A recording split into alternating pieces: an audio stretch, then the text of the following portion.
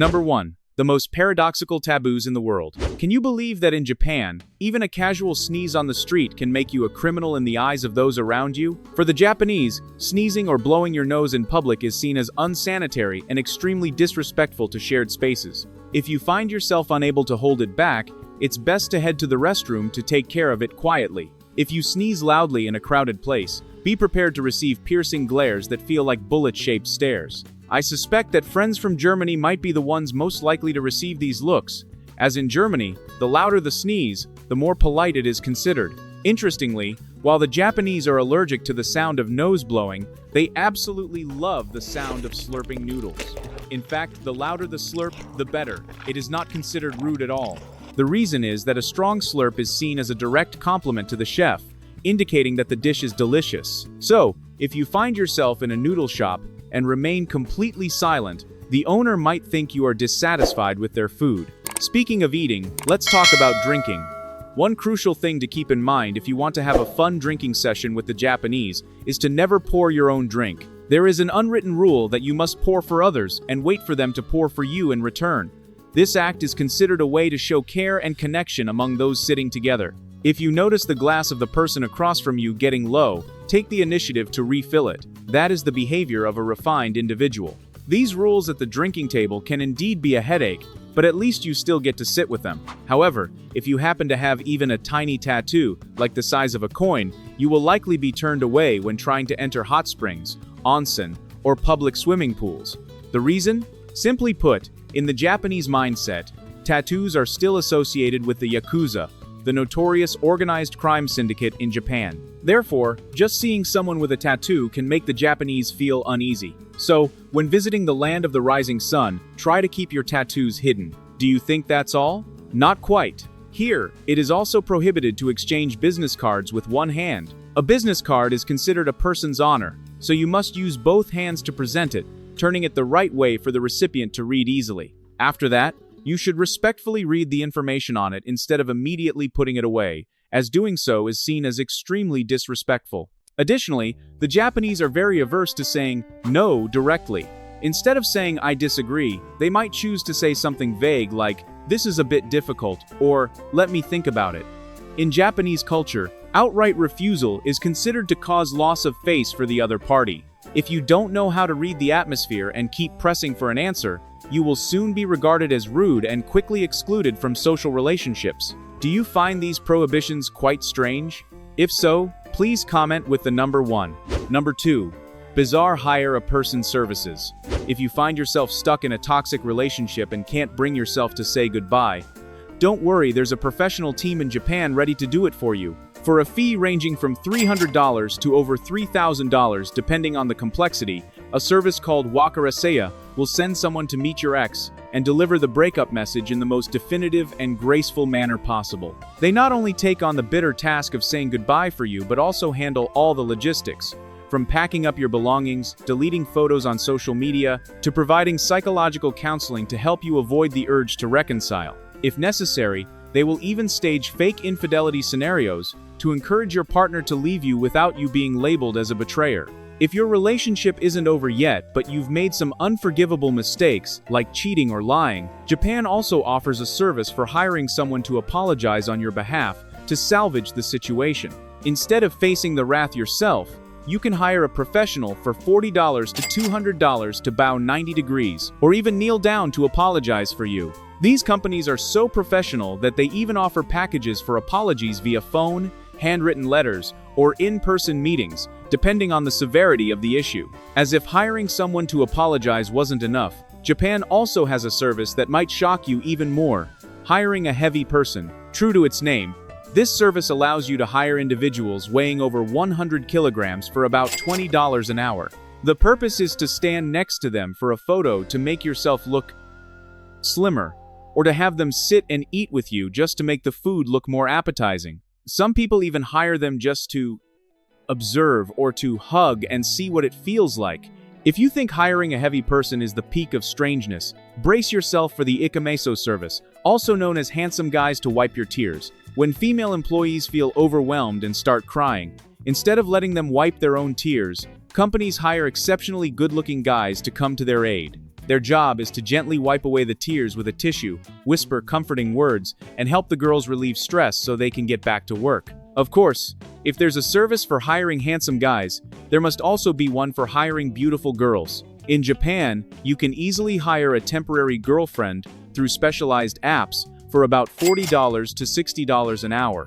The role of these girls is to dress beautifully, accompany you on shopping trips, take Instagram-worthy photos to post on social media, or even meet your family if you're being pressured to marry. However, don't confuse this with a sensitive service, as you will have to agree to rules protecting the girls, such as absolutely no physical contact, no holding hands, and no kissing. Would you be willing to spend money on any of the services mentioned above? If so, feel free to comment below. Number 3. The secrets Japanese women don't want you to know. Do you know why millions of men around the world are always eager to marry a Japanese woman? It's because they are incredibly charming. With a height that barely reaches your shoulder, smooth white skin, and large sparkling eyes, they have a gentle voice that often stretches out a bit with sounds like ne or yo, making it sound both soft and endearing. With this delightful and adorable combination, I challenge any guy not to feel a little smitten when standing in front of them. Not only do they possess an attractive appearance, but Japanese women are also extremely capable. In the past, after marriage, most of them were ready to step back and become full-time homemakers, taking care of every little detail in the household. Just imagine, after a long, tiring day, you open the door to find your wife waiting at the entrance, taking your coat, helping you change your shoes, and gently tidying up your footwear. In the kitchen, dinner has been prepared in advance, each dish carefully arranged and seasoned just right, waiting for you to come home and enjoy it together. For many men, that scene truly represents the ideal family. However, if you think that Japanese women are just gentle, shy, and always submissive, you are mistaken. Indeed, in the past, they were educated to be good wives, to be modest, patient, and to express little emotion. But today's Japanese women, especially in Tokyo or Osaka, present a completely different image. They speak frankly and openly, even willing to share sensitive personal issues or intimate matters during street interviews, with a very natural and unreserved attitude. Moreover, you would be surprised to know that Japan is one of the countries with a high rate of infidelity among women in Asia. A survey once revealed that 1 in 5 women with children admitted to having cheated at least once. They cited loneliness as the reason. While husbands are busy working late into the night, the wives at home feel abandoned. When their emotional needs are not met, they are compelled to seek attention in another's embrace. Interestingly, when discovering that they have been cheated on, most Japanese men do not react with anger or make a scene. They believe that expressing strong emotions is a sign of weakness, so they often remain silent. Some even take the blame upon themselves for being too focused on work and not giving enough attention to their wives. Of course, not everyone chooses infidelity to fill the void. Many Japanese women today actively seek divorce to rediscover themselves. Some look for new love, while others choose to live single for life. They work, travel, learn new things, and live the lives they truly desire. If you're curious about some tips for starting a conversation with these charming girls, just comment 4 right below. Number 4. The paradise of love, hotels and vending machines. Did you know that Japan is the country with the largest number of love hotels in the world, boasting over 37,000 establishments? When you visit Japan, you'll notice brightly decorated neon hotels everywhere, from major cities to suburban areas and even rural regions. The sheer number of these hotels indicates an extremely high demand, and indeed, every second in Japan, about 16 couples are checking into love hotels. To give you an idea of how staggering this figure is, if compared to the U.S. or European countries, this number is enough to fill the entire hotel system of a large city in just one day. So, do you wonder why it has developed so remarkably? The simple reason is that in Japan, young people often have to live with their parents in cramped apartments with walls as thin as paper, making love hotels the only place they can find absolute privacy. Besides being convenient, these hotels also cater to guests with uniquely creative designs. Some are modeled after European castles, featuring dazzling chandeliers and round rotating beds reminiscent of 80 Seconds music videos. Others embrace an anime style, with walls painted with cartoon characters, and even the pillows are shaped like 2D idols. There are even places that set up concepts inspired by Japanese films you might have seen, such as a prison room complete with props like handcuffs, chains, a barred iron bed, and dim red lighting to create an authentic jail atmosphere.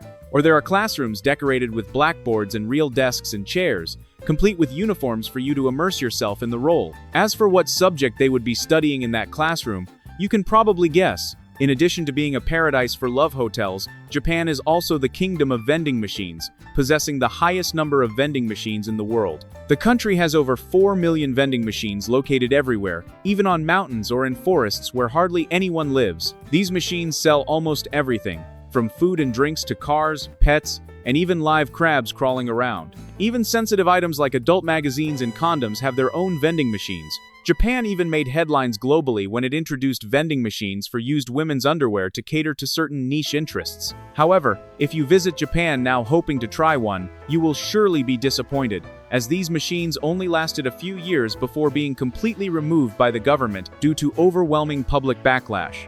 Number 5.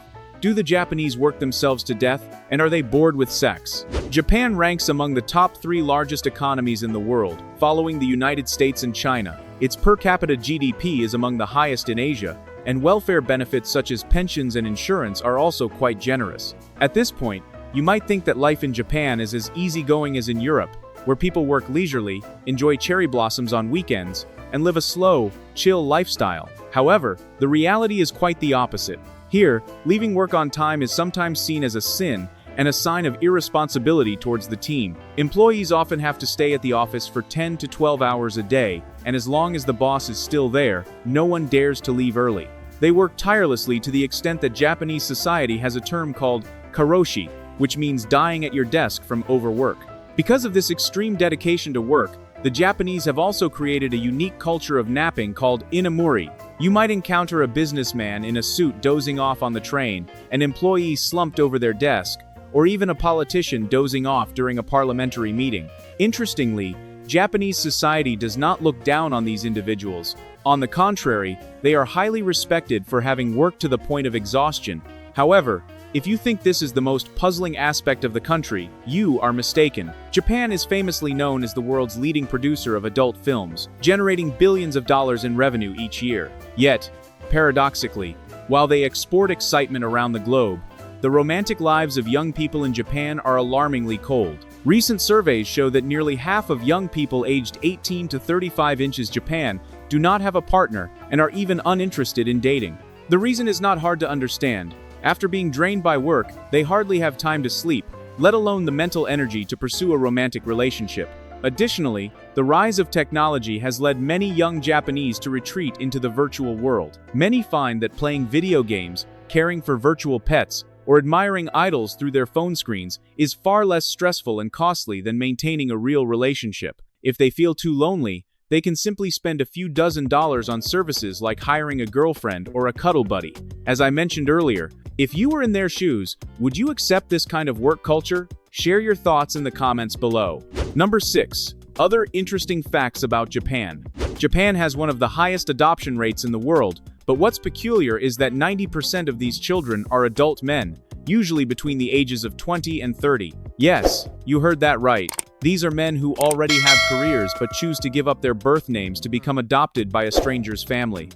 Why does this strange phenomenon occur? Simply put, the Japanese are obsessed with preserving their lineage and family business. If a head of a large corporation like Toyota or Suzuki has no son, or if their biological son is deemed incompetent, they will immediately choose the most talented employee to adopt and pass on their billion-dollar enterprise. This mindset of choosing talent over blood relations has allowed Japan to boast over 30,000 companies that have been around for more than 100 years, with some even existing for over a millennium.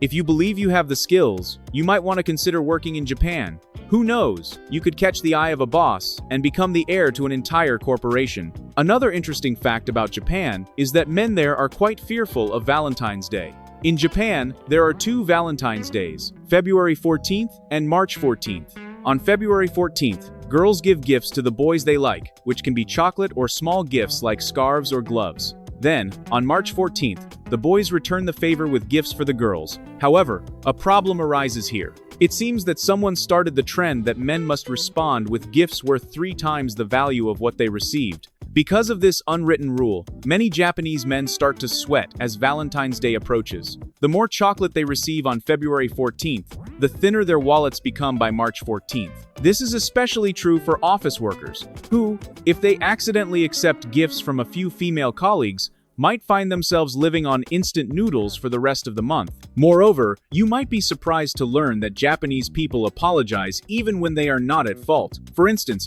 if you accidentally bump into a Japanese person on the street, you might hear them apologize before you even have a chance to say sorry. This is because the Japanese prioritize harmony, avoiding inconvenience, and maintaining good relationships. In such cases, the apology is not an admission of guilt, but rather a way to ease the atmosphere, avoid awkwardness, and show respect and concern for others' feelings. They even have different levels of apology rituals depending on the situation. If you want to know more about this, just comment 5. Number 7. The strangest politics in Asia. Did you know that there are many Japanese politicians with a surprisingly rebellious spirit?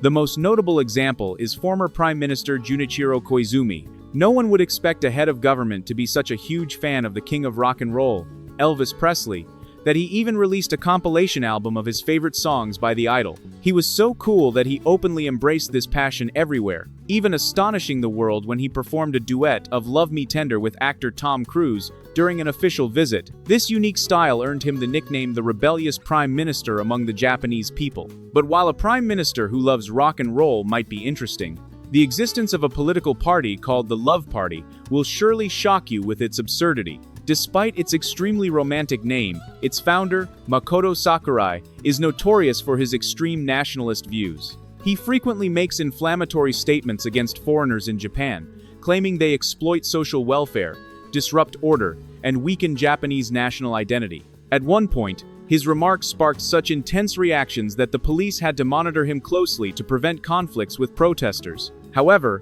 despite the media noise, this party has little real influence in the parliament, and it is often mentioned when discussing the peculiarities of Japanese politics. Perhaps it is precisely because Japan's political landscape allows for such eccentric figures and parties to exist legally that we witness scenes that would be unimaginable in many other countries. For instance, during election seasons, instead of donning sharp suits to win over voters, many politicians here choose a more unconventional approach by dressing up as superheroes, robots, or beautiful anime characters. They not only print their images in cosplay outfits on posters plastered throughout the streets, but also wear these costumes while campaigning. Some even create their own cartoon mascots to represent them. This half-hearted campaigning style may seem strange, but in reality, it is extremely effective in creating recognition and breaking down the barriers between politicians and the public. Number 8. The happiest monks in the world. In Japan, people can have a grand wedding ceremony at a Shinto shrine, but when it comes to funerals, they often choose a Buddhist style, and no one finds it strange. In reality, most Japanese do not adhere to any specific religion. They are extremely flexible, using whatever combo works best for them. It's quite normal to visit one shrine in the morning to pray for good fortune, and then attend a funeral at a temple in the afternoon. Their original religion is Shinto. In the eyes of the Japanese, everything in this world has a spirit. From cats and streams to mountains and even stones by the roadside, anything can be a deity. It is estimated that there are about 8 million gods and around 81,000 shrines in this country, making Japan one of the nations with the most deities and shrines in the world. The most obvious sign that indicates a Shinto shrine is the bright red torii gate. It looks quite simple, consisting of 2 large pillars supporting 2 horizontal beams above, but it serves as the boundary separating the human world from the divine. The Japanese often paint the torii gates in a vibrant orange-red because they believe this color can ward off evil spirits. Before passing through, one must wash their hands and rinse their mouth thoroughly at the water basin nearby to purify themselves, as if to say they must be cleansed before being worthy to meet the divine. However, while Shinto may seem mystical, Buddhism in Japan can be quite shocking in its practicality. Unlike in other Asian countries, monks in Japan are allowed to eat meat, drink alcohol, marry, and have children just like ordinary people. In fact, the profession of being a monk here can be passed down from father to son, with temples functioning almost like family businesses. Nowadays, many temples operate very professionally, much like a corporation. They have websites, mobile apps, and even run upscale cafes or rent out event spaces within the temple grounds. If you need a lucky charm but don't want to travel far, you can order it online, and they will deliver it right to your home. Speaking of charms, Japan is truly a paradise. From charms for love and academic success to some rather unusual ones, like wishing for no traffic jams or for computers not to break down. It seems that the deities in Japan must work extremely hard to take care of even the smallest concerns of humanity. Number 9. Festivals that make others blush. In Japan, there is a festival where people of all ages, from the elderly to young children, casually hold and eat sensitive candy right in the streets. That's right, you heard it correctly. It's called Kanamara Matsuri, or the Festival of the Phallus, which takes place every April in Kawasaki. Its origins stem from a legend about a demon with sharp teeth hiding within the genitalia of a girl, which would bite off the manhood of young men. To defeat it, a blacksmith forged an iron symbol to trick the demon into biting it. As a result, the demon broke all its teeth and fled. Since then, the locals established the Kanayama Shrine to enshrine that iron symbol and organize the festival to pray for health and to avoid sexually transmitted diseases. The highlight of this festival is a parade featuring a pink phallus over 2 meters tall that travels through the streets. Interestingly, this pink float was gifted by a club of cross-dressers and transgender individuals, which explains its vibrant color. In support of this festival, nearby shops sell a variety of items, from keychains to cups, all shaped in this sensitive manner. Although the visual aspect of this festival may seem provocative, its essence is quite humanitarian, as a significant portion of the festival's proceeds is donated to HIV/AIDS research funds. In Akita Prefecture, the Japanese have another festival that is considered a nightmare for children, known as Namahaji. Every February, men don grotesque demon masks, wear straw clothing, and wield wooden knives as they storm into homes. They shout phrases like, "Are there any lazy children here?" or "Is there anyone who cries a lot?" Children are terrified and cling tightly to their parents, fearing they will be taken away by the demon. The origins of this festival relate to lazy individuals who only sit by the fire and refuse to work. Thus, a demon named Namahage appears to punish these people. From this folktale, the festival gradually evolved into a traditional ritual held annually to teach children the lesson that if they are not well-behaved and diligent, the demon will come to hold them accountable right at home. Interestingly, Japanese parents fully support this scaring tactic. They even actively bring their children to be delivered for the demon's lesson. Some families prepare food and celebratory drinks to thank the Namahage for coming to their homes to carry out their duties. Many children, after being frightened to tears, are then comforted and hugged by the very demons that scared them moments before. Number 10. The art of eating with the eyes in Japanese culture. The Japanese have a saying, "The eyes must feast before the mouth," which is why every dish here is meticulously and beautifully presented. Even the lunchboxes that mothers prepare for their children to take to school are transformed into miniature works of art. Rice is shaped into cute cats, sausages are carved into octopus shapes, and eggs are rolled into golden flowers. Many children even look forward to lunchtime not because they are hungry, but because they are excited to open their lunchboxes and admire the painting inside. When it comes to Japanese cuisine, one cannot overlook sushi. For those who may not know, sushi comes in many variations. Nigiri consists of a mound of rice topped with raw fish or seafood, maki is rice rolled with seaweed, and sashimi is simply thinly sliced fresh fish. It may sound simple, but to become a professional sushi chef in Japan, one must spend decades learning to feel the texture of the rice with their hands, or to determine the freshness of the fish with just a glance. This is why sushi masters in Japan are highly respected. In addition to the familiar forms, Japan also has a rather intriguing way of enjoying sushi, known as nyote mori. This is the practice of serving sushi on the body of a naked model. This form of presentation dates back to the Edo period, when the samurai class held lavish parties to showcase their status and wealth. In ancient beliefs, placing food on a human body symbolized a combination of physical beauty and culinary art. Today, nyote mori is rare and strictly regulated. Models must adhere to stringent hygiene standards, often covered with a barrier to prevent direct contact with the food, and must maintain their position throughout the event. Not only is there sushi, but Japanese cuisine is also rich with countless other familiar dishes. Tempura is crispy yet not greasy. Ramen features a rich broth simmered for hours. Udon and soba have chewy, soft noodles, and popular street foods like okonomiyaki and takoyaki are always present in food districts. Of course, there are also dishes that make tourists hesitate before ordering. Fugu, or pufferfish, is the most famous example. This fish contains a potent toxin, and even a small mistake in preparation can be extremely dangerous. Therefore, only specially licensed chefs are allowed to prepare fugu. They must undergo extensive training and rigorous examinations to master the precise cuts and parts that need to be removed. Despite the inherent risks, many diners are undeterred from trying fugu, simply because the thrill is part of the Japanese culinary experience. Number 11. The most populous capital city in the world. Tokyo is often referred to as the most populous urban area in the world, with a metropolitan population exceeding 37 million people. If considered separately, this number would be enough to form an independent nation. Yet paradoxically, traffic here rarely descends into chaos. Everything operates smoothly, precisely like a perfectly tuned machine. Even during rush hours, the flow of people and vehicles moves in an astonishingly orderly manner. Few people know that Tokyo is not actually regarded as a city in the conventional sense. Administratively, it is classified as a metropolitan prefecture, which is a special urban area in Japan. Tokyo does not have a single city government. Instead, it consists of 23 central wards, along with numerous surrounding satellite cities. Simply put, Tokyo resembles a super metropolis made up of many smaller urban areas. Therefore, when someone says they live in Tokyo, they might actually be several kilometers away from the city center. Culturally, Tokyo is like a miniature version of the entire country of Japan. Within one city, you can encounter ancient temples, sumo wrestling arenas, traditional kabuki theaters, alongside vibrant neighborhoods filled with anime colors like Akihabara and Harajuku. Tokyo is also home to the highest concentration of Michelin-starred restaurants in the world. There are sushi establishments that have been around since the 19th century, serving only a few customers at a time, and securing a reservation can sometimes require waiting for months.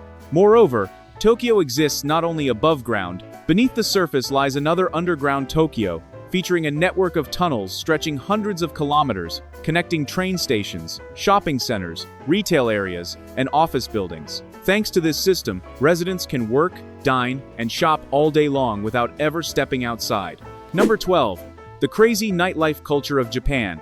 It can be said that few places in the world boast a nightlife as rich and vibrant as Japan. As the streets begin to glow with lights, izakayas become increasingly crowded, quickly turning into familiar gathering spots after work. These traditional drinking establishments are where people come to eat, chat, and unwind. The menu at izakayas is often quite diverse, featuring everything from sake, shochu, and umeshu to simple yet enticing side dishes like yakitori, edamame, and sashimi. Many izakayas also offer a nomi-hodai package, which allows unlimited drinks for a set period, making it extremely popular among groups of friends or colleagues looking to have a great time while keeping costs in check. In addition, karaoke is almost a specialty of Japan's nightlife. In private rooms equipped with microphones, large screens, and extensive music libraries, anyone can comfortably showcase their singing talent without worrying about disturbing others. Besides karaoke, major cities like Tokyo and Osaka are home to countless bars and clubs with a variety of styles.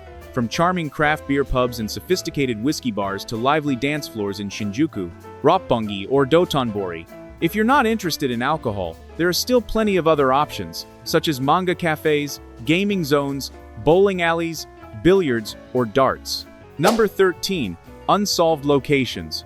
Off the coast of Yonaguni Island, the southwestern tip of Japan, lies a massive underwater rock formation that has sparked ongoing debate among scientists regarding its origins, whether it is natural or man-made. This structure was accidentally discovered in 1986 by a diver searching for a shark diving spot. Located at a depth of about 25 meters, the rock features wide steps, sharp flat surfaces, and distinct right angles, resembling a pyramid or the ruins of an ancient city submerged underwater. Some areas exhibit straight cuts that appear to have been made with tools. Additionally, there are enormous stone slabs arranged in parallel, along with long staircases that extend for dozens of meters, all suggesting artificial architecture. Some believe this could be the remnants of a lost civilization that vanished due to earthquakes or tsunamis thousands of years ago. However, many geologists argue that the shapes could easily be the result of natural erosion, particularly in limestone regions. The issue remains that, to date, no tools or signs of human activity have been found in the vicinity to definitively confirm that this was a man-made structure.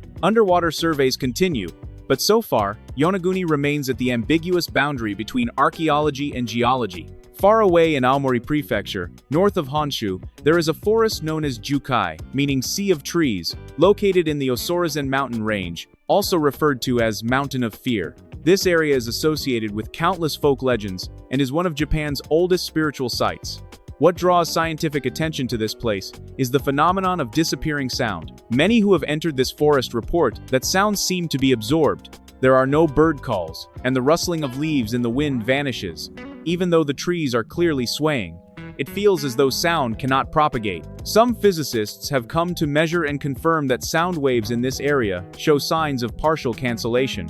One hypothesis suggests that the surrounding terrain creates a natural sound barrier, but no one has been able to explain why the effect is so pronounced, especially since other forests with similar topography do not exhibit this phenomenon. Additionally, near Osorazen, there are small hot springs that emit steam year-round, accompanied by a strong smell of sulfur. Many locals believe this is an entrance to the afterlife, and this area was once used by shamans to communicate with the deceased. The combination of this unexplained natural phenomenon and ancient folk legends keeps this place on the list of Japan's most mysterious locations. Number 14. Famous places in Japan. Located in Nara Prefecture, Nara Park is the only place in Japan where you can stroll among historical structures over 1,000 years old, while hundreds of deer roam freely around you, munching on rice crackers. The deer here are not ordinary wildlife. The Japanese believe they are messengers of the gods according to Shinto tradition, and they have been strictly protected since ancient times. Currently,